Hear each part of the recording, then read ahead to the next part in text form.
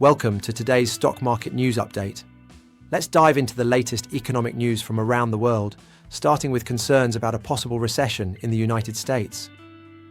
A Daily Mail article reports that Mark Zandi, who serves as chief economist at Moody's Analytics, has warned that a third of the country is already in a recession or at high risk of one. Zandi pointed out that states representing nearly a third of the nation's total economic output, such as Virginia, Connecticut and Delaware, are in a tough spot. Building on that, a Yahoo Finance article shares that global investment bank UBS has calculated a 93% chance of the United States slipping into a recession this year based on hard numbers from May to July 2025.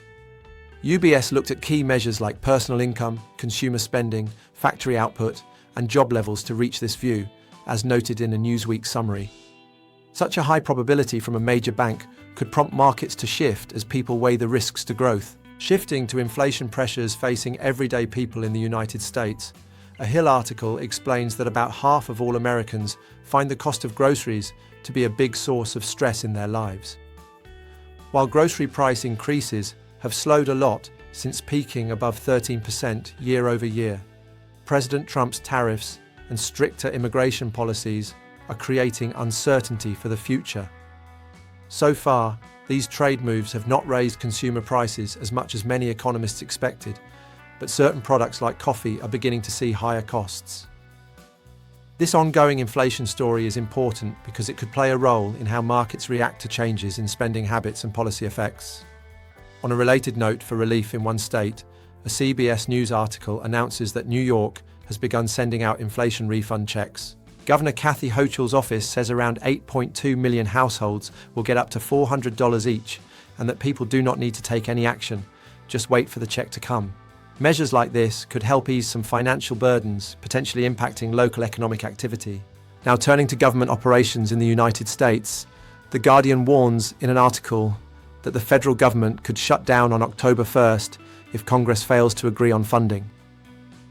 If no deal happens by midnight on September 30th, some operations will stop, and without funding, many government areas cannot keep going, and agencies must halt all non-essential work until Congress steps in.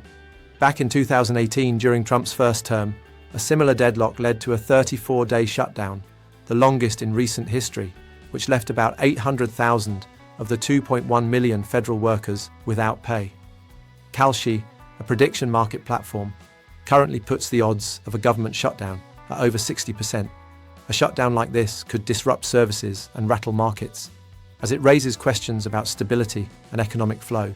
Looking ahead to key United States economic data releases for this week that investors will be watching closely. Today, we have pending home sales, which track contracts for buying existing homes. Tuesday brings the job openings and labor turnover survey, showing data on available positions, along with consumer confidence, which will help gauge how people feel about the economy. Wednesday features the ISM Manufacturing PMI, an index that monitors the health of the US manufacturing sector. Then on Friday, we get the unemployment rate and non-farm payrolls report, showing the number of new jobs added outside farming. Also on Friday is the ISM Services PMI, which covers business activity outside of the US manufacturing sector.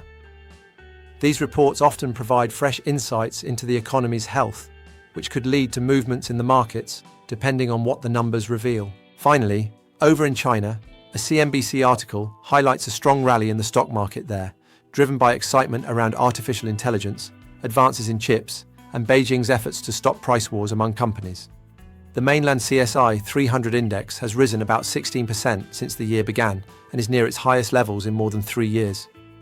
This positive momentum in China's markets could have ripple effects globally, as it ties into tech and trade trends that investors follow.